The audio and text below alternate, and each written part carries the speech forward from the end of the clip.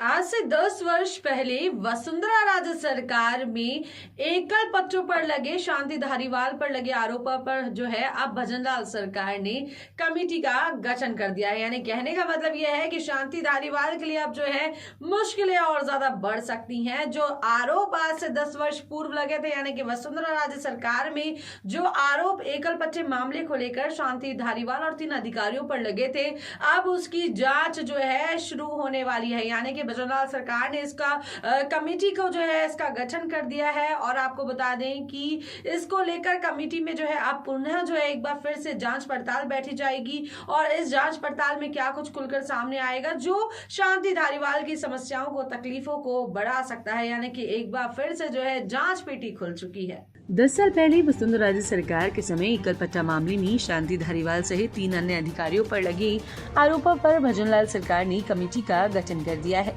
सरकार ने हाईकोर्ट के रिटायर्ड जज जस्टिस RS राठौड़ की अध्यक्षता में कमेटी बनाई है। गृह विभाग के अतिरिक्त मुख्य सचिव और UDH विभाग के प्रमुख शासन सचिव इस सदस्य कमेटी के सदस्य होंगे। आपको बता दें कि यह कमेटी पूरे प्रकरण की जाँच करके राज्य सरकार को अपनी रिपोर्ट सौंपेगी। दरअसल भजनलाल सरकार ने इस मामले में सुप्रीम कोर्ट में दायर SLP में 22 मई को जवाब पेश करते हुए कहा था कि एकल पट्टा प्रकरण में कोई मामला नहीं बनता है।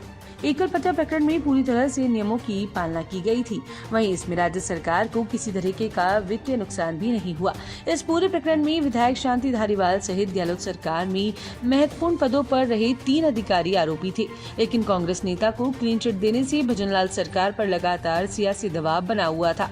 इसके बाद अब भजनलाल सरकार ने इस मामले की कमेटी का गठन कर दिया है और भजनलाल सरकार ने पूरे मामले में जाँच कमेटी गठित करते हुए ये कहा कि पूर्ववर्ती गहलोत सरकार के कार्यकाल में एकल पट्टा प्रकरण में हुई अनियमितताओं पर न्यायालय से प्रकरण वापस लेने के लिए कमेटी गठित की गई थी, लेकिन कमेटी में तत्कालीन UDH मंत्री शांति धारीवाल के कार्यालय से संबंधित अधिकारियों को शामिल किया गया था।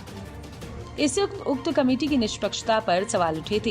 पूर्व न्यायाधीश RS राठौड़ की अध्यक्षता में नवगठित समिति में एकल पट्टा प्रकरण की निष्पक्ष जांच कर राज्य सरकार को रिपोर्ट प्रस्तुत करेगी। दरअसल 29 जून 2011 में जयपुर विकास प्राधिकरण जयपुर JDA ने गणपति कंस्ट्रक्शन के प्रोपराइटर शैलेंद्र गर्ग के नाम एकल पट्टा जारी किया था। इसकी शिकायत परिवादी रामशरण सिंह ने 2013 में भ्रष्टाचार निरोधक ब्यूरो यानी कि ACB को दी थी।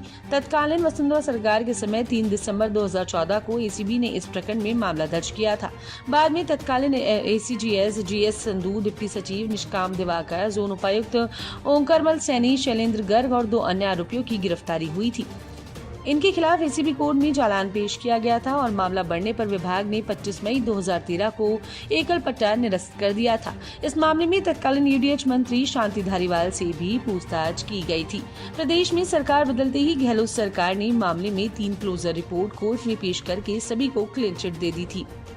ACB ने कोर्ट से इन आरोपियों के खिलाफ दायर चार्जशीट को वापस लेने के लिए एप्लीकेशन लगाई थी और इसे कोर्ट ने खारिज कर दिया था, लेकिन इनकी अपील पर 17 जनवरी 2023 को हाई कोर्ट ने राज्य सरकार के संधू, दिवाकर और सैनी के खिलाफ केस वापस लेने को सही माना था।